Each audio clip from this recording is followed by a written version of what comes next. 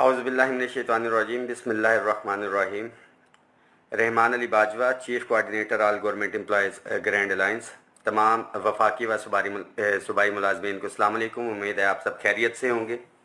Important तरीन message हैं, latest updates हैं, तमाम साथियों ने इसको शेयर भी करना है। तमाम ग्रुप्स के अंदर एम्प्लॉयज़ के जितने भी हैं, इसमें आपको अपडेट जो मैसेज है इसमें पेंशन रिफॉर्म्स के हवाले से आपको अपडेट देंगे, तनख्वाहों में इजाफे के हवाले से जो हमारे मामलात चल रहे थे, टैक्सेशन के हवाले से और ओवरऑल जो इश्यूज़ हैं एम्प्लॉयज़ के उसके हवाले से। तो साथ ही इसको शेयर करें। जैसा कि आपको पता है कि all government employees grand alliance जो है 2020 को ये बना था और इसका मकसद जो है महरूम सरकारी मुलाजमीन थे उनकी तनख्वाहों में तफरीक को ख़त्म करना था। तमाम साथी जो इस हवाले से अपडेट नहीं हैं, जो इत्तेहाद की ताकत को नहीं समझते हैं, वो लाजमी तौर पे आप अपने यूट्यूब के ऊपर जाएं और 10 फरवरी 2021 इस्लामाबाद प्रोटेस्ट, मैं रिपीट कर रहा हूँ, 10 फरवरी 2021 इस्लामाबाद प्रोटेस्ट की तरफ जब आप जाएंगे तो वो तमाम वीडियोस वगैरह जो है आपको आएंगी और वो एक नक्शा आपके सामने आ जाएगा। तमाम साथियों के लिए ये मैसेज है, इसको लाजमी तौर पे शेयर करें। हालिया बजट के अंदर जो तनख्वाहों के अंदर इजाफा हुआ है 25%, नो डाउट कि एक अच्छा इजाफा था, अनएक्सपेक्टेड था, मगर उसके साथ साथ जो इजाफा हुआ है ये जहन में रखें कि ये इजाफा बेसिक पे के ऊपर होता है, मगर महंगाई जो है हमें हिट करती है, इन्फ्लेशन की बात की जाती है तो वो ग्रॉस पे के ऊपर होती है। इस बजट के अंदर जो तनख्वाहें थी उसके ऊपर जो टैक्स डबल कर दिए गए हैं। अगर मेरी तनख्वाह के अंदर अगर इजाफा 14,000 हुआ था तो उस इजाफे का जो है 30% टैक्स की सूरत में निकल गया। अगर 11-1200 मेरा ग्रेड 16 के मुलाजिम का टैक्स कट रहा था तो वो तकरीबन 6,000 से ऊपर चला गया। Same is the case with all employees जितने भी हैं। एक तो ये चीज़, दूसरा जो तनख्वाहों के अंदर इजाफा था ये जहन में रखें कि वफाक का अगर 14 लाख मुलाजिम है तो तकरीबन 11-11.5 लाख से ऊपर जो मुलाजिम है वो 100-150% से ऊपर मरात ले रहा है।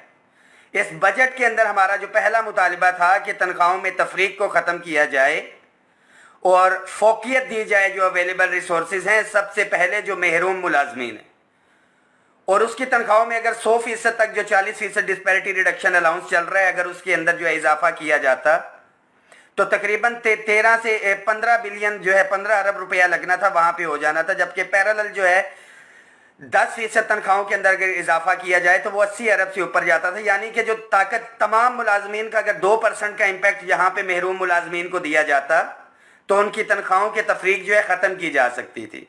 मगर जो 150% तनख्वाहों में इजाफा ले रहे थे, 230% ले रहे थे या 300-350% तक जो ले रहे थे, उनकी तनख्वाहों में भी वही इजाफा किया जो महरूम मुलाजमीन की तनख्वाहों में इजाफा किया गया। तमाम मुलाजमीन इस हवाले से तो खुश हो रहे हैं कि ये गैर मुतवक्का इजाफा था, मगर इस महंगाई के अंदर अगर पिस रहा है तो सरकारी मुलाजमीन में से जो डिप्राइव्ड एम्प्लॉयज़ हैं, जो स्पेशल अलाउंस या डिस्पैरिटी रिडक्शन अलाउंस ले रहे हैं, मेजॉरिटी मुझे फॉलो कर रहे हैं वो मुलाजमीन हैं। उसके साथ साथ हमारे अफसरान या दीगर सूबे की तर्ज के ऊपर जो मरात ली गई हैं, ख्वा फेडरल सेक्रेटेरिएट हो या दीगर हमारे इदारे हों, जब तनख्वाहों की तफरीक ख़त्म करने की बात आती है तो उनको वो मरात नहीं दी जा रही, जबकि अफसरान ने सूबे की तर्ज के ऊपर मरात ले ली। तो साथी ये जहन में रखें अपना कि हमें तकसीम किया जा रहा है, हम अपनी इत्तेहाद की ताकत को खो चुके हैं। हमारे सूबों के अंदर जो है लोग प्लांट किए गए और वहाँ से एक आवाज़ उठाई गई कि हमें वफाक में जाने का तो फ़ायदा ही कोई नहीं। वहाँ से तकसीम हुई हमारे सूबों से। साथी वफाक के अंदर जब कम आते हैं तो हमारे इश्यूज जो है रिजॉल्व नहीं होते, जबकि हकीकत ये है कि वफाक से जो भी मरात मिली हैं, ख्वाह वो 25% हो डिस्पैरिटी रिडक्शन अलाउंस हो, 15% हो सारे एडहॉक रिलीफ अलाउंसेस बुनियादी तनख्वाह में जम हो, अगर 10% इजाफा हुआ है तो सूबों में भी 10% इजाफा हुआ, 15 हुआ तो सूबों में भी 15% इजाफा हुआ, अगर 35% वफाक में हुआ था तो सूबों में भी 35% हुआ, और हालिया अगर KPK की बात की जाए 10% इजाफा था तो जो 25% हुआ वो सूबों के अंदर भी 25% हुआ। तो सूबों के साथियों को ये चीज़ समझने की ज़रूरत है कि जो वहाँ पे एक मैसेज दिया जाता है कि हमें वफाक में जाने का क्या फ़ायदा होगा।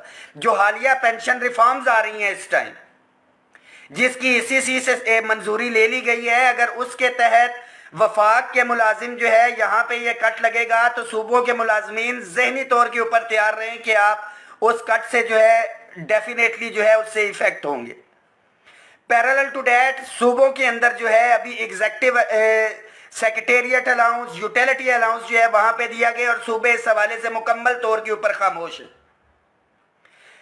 دوسری جانب یہاں پہ وفاق کے اندر جو ہے ساتھی پلانٹ کیے جا رہے ہیں تقسیم کے حوالے سے کہ یہ یونٹی برقرار نہ رہے کہ بھائی صوبوں کے یہاں پہ آنے کا کیا مقصد ہے، وفاق کے یا کسی اپنے اداروں کے معاملات علیحدہ ہیں، تو اپنے معاملات علیحدہ ہیں تو PWD کی صورتحال آپ کے سامنے ہے۔ PWD ختم ہو گیا، جو ہمارے وابڈا کے ساتھی ہمارے الائنس میں شامل ہے، وابڈا نجکاری کی طرف جا رہا ہے۔ یہ تمام وہ ادارے ہیں کہ ساتھیوں کی بھی یہ ذمہ داری ہے کہ اپنے اداروں کے اندر کہیں پہ کرپشن ہو رہی ہے، کوئی غلط کام ہو رہا ہے جس سے ملک کو نقصان ہو رہا ہے، ادارے کو کام ہو رہا ہے، اس کو ٹائملی جو ہے پوائنٹ آؤٹ کیا جائے۔ اگر ابھی کرنٹلی بات کی جائے مہنگائی کے حوالے سے آپ کے سامنے خواہ بجلی کے بل ہوں، گیس کے بل ہو، اشیاء خرد و نوش ہو، دودھ ہو، تمام چیزیں، تنخواہ دار طبقہ سب سے زیادہ اس سے ایفیکٹ ہو رہا ہے۔ کاروباری جو بندہ ہے اس نے تو قیمتیں بڑھا کے اپنے جو ہے معاملات سیدھے کر لینے ہیں، تو تمام ملازمین اس حوالے سے جو ہے یونٹی کا مظاہرہ آپ ساتھیوں کو کرنا پڑے گا ایک دفعہ پھر سے، خواہ وفاق کے اندر ہیں، صوبوں کے اندر ہیں، جہاں پہ بھی ہیں۔ میں پھر ریپیٹ کر رہا ہوں کہ اپنی یونٹی کا، اپنی طاقت کا آپ نے اگر وہ مظاہرہ دیکھنا ہے تو یوٹیوب کے اوپر جا کے صرف 10 فروری 2021 اسلام آباد پروٹیسٹ آپ دیکھ لیں، ہر ادارے نے، ہر ڈپارٹمنٹ نے، صوبوں نے اس کے اندر اپنا کردار ادا کیا۔ ہمیں ایک دفعہ پھر سے یونٹی کی ضرورت ہے، مگر افسوس در افسوس یہاں پہ پولیٹیکل آپ کو پتہ ہے ہم غیر سیاسی تھے، غیر سیاسی ہے، غیر سیاسی رہنے کی ہم نے بات کی ہوئی ہے۔ جماعت اسلامی کا دھرنا اس وقت بھی جاری ہے، تمام لوگوں کی اپنی اس کے اوپر رائے ہے۔ 25 لاکھ اسلام آباد کی آبادی ہے، تقریباً 35 سے 40 لاکھ جو ہے راول پنڈی کی آبادی ہے۔ کتنے ساتھی اس دھرنے کے اندر گئے؟ حکومت گرانے کے لیے تو نہیں آئے ہوئے ہیں، وہ تو جو جائز مطالبات ہیں ہر اس پاکستانی یا اسلام آباد پنڈی کے ملازم ہوں یا عام عوام ہو، بجلی کا رونا تو رویا جا رہا ہے مگر گھروں سے نکلنے کو ہم تیار نہیں ہیں۔ سوشل میڈیا، فیس بک کے اوپر بیٹھ کے، دفاتر میں بیٹھ کے، کارنرز پہ بیٹھ کے، کھوکھوں پہ بیٹھ کے، ہوٹلوں پہ بیٹھ کے ہم بڑی بڑی ڈیمانڈیں، خواہشیں اور پلاننگز تو کر رہے ہیں۔ جب تک عملی طور کے اوپر اکٹھے ہو کے ہم باہر نہیں نکلیں گے ہمارے ایشوز ریزالو نہیں ہوں گے۔ وفاقی ملازمین کی اپ گریڈیشن ہو صوبوں کی طرز کے اوپر، کلاس 4 کو جو 2 سکیل دیے گئے ان کو ہائرنگ یا دیگر مراحت نہیں دی جا رہی، ہمیں ساتھیوں کو اس حوالے سے نکلنا پڑے گا۔ کلیریکلز کے جو ہمارا UDC ہے، اسسٹنٹ ہے، ان کے سکیلز اس طرح سے نہیں ہوئے۔ تمام وہ ملازمین جو اپنی ریگولرائزیشن کا انتظار کر رہے ہیں، ایجنڈے کے اوپر چیزیں ہوتی ہیں مگر جب باہر نکلنے کی باری آتی ہے تو مٹھی بھر، درجن یا چند سو ساتھی ہوتے۔ تو تمام صوبوں میں انڈیویجول ہمارے ایشوز اس طرح کے کریٹ کیے گئے ہیں کہ صوبوں کے اندر جو ہے سٹک ہونا پڑ رہا ہے۔ ڈیفینیٹلی وہ چیزیں تو ہے ہی ہیں، ہمیں اجتماعی طور پہ تنخواہوں کی تفریق کے حوالے سے باہر ایک دفعہ پھر سے نکلنا پڑے گا۔ اس حالیہ بجٹ کے اندر بھی آپ کو پتہ ہے کہ گرمی تھی، سارے معاملات، جب ہم نیگوسیشن میں تھے تو ہمارے ساتھی جو ہے پیچھے سے 25% کے اضافے کا جب سنا، ہمارے صوبائی ساتھی اس تیاری کے ساتھ نہیں آئے تھے تو ہمیں اپنا احتجاج یا دھرنا جو ہے وہ مؤخر کرنا پڑا۔ ہم گورنمنٹ کے ساتھ نیگوسیشنز میں ہیں۔ رانا ثناء اللہ صاحب کی کمیٹی جو بنائی گئی تھی، رانا ثناء اللہ صاحب ملک سے باہر ہیں، جیسے ہی آتے ہیں ہماری میٹنگ ان کے ساتھ شیڈیولڈ ہے، ساتھی یہ ذہن میں رکھیں۔ اگر اس 1-2 میٹنگ کے اندر جو ہے ودن یہ 15 to 20 ڈیز کے اندر چیزیں جو ہے وہ فائنلائز ہو جائیں گی، اگر پازیٹیوٹی ایشوز ریزالو ہوتے ہوئے نظر آئے تو بالکل ٹھیک، بصورت دیگر ڈیفینیٹلی ہمیں جو ہے گھروں سے باہر نکلنا پڑے گا۔ تمام ساتھی آپس میں کوارڈینیشن رکھیں، یونٹی رکھیں۔ بغیر یونٹی کے جو ہے کوئی معاملات نہ پہلے حل ہوئے ہیں نہ آئندہ حل ہوں گے۔ ہر ساتھی بجلی کا بل کا رونا، گیس کے بل کا رونا، کرایہ، یہ سارے کے سارے معاملات اپنی جگہ پہ ہیں مگر جب یونٹی کے ساتھ باہر نکلنے کی باری آتی ہے تو ڈر، خوف، سستی ہمارے اوپر جو ہے وہ حائل ہوتی ہے۔ سیلریڈ کلاس صرف یہ سرکاری ملازمین کا ایشو نہیں ہے، میں بار بار کہہ رہا ہوں اس میسج کو شیئر کریں، یہ عام پبلک کا بھی ایشو ہے۔ یہ عام جو سرکاری جو پرائیویٹ اداروں کے لوگ ہیں وہ بھی اگر ہمارا ساتھ اس کے اندر دیں گے، اور ہمارے لیے ساتھ نہیں دینا، انہوں نے اپنی ذات کے لیے نکلنا ہے.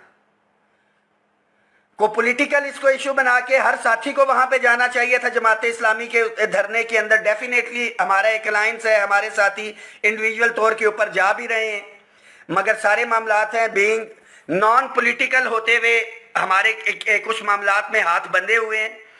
تمام ساتھی بھرپور تیاری رکھیں. پاکستان بھر کے جتنے بھی ساتھی ہیں، میں ہمیشہ سے ایک بات کہتا ہوں کہ متحد ہو تو بدل ڈالو نظام گلشن، منتشر ہو تو مرو شور مچاتے کیوں ہو. یہ تفریق ختم ہوگی تو پھر ہی معاملات حل ہوں گے.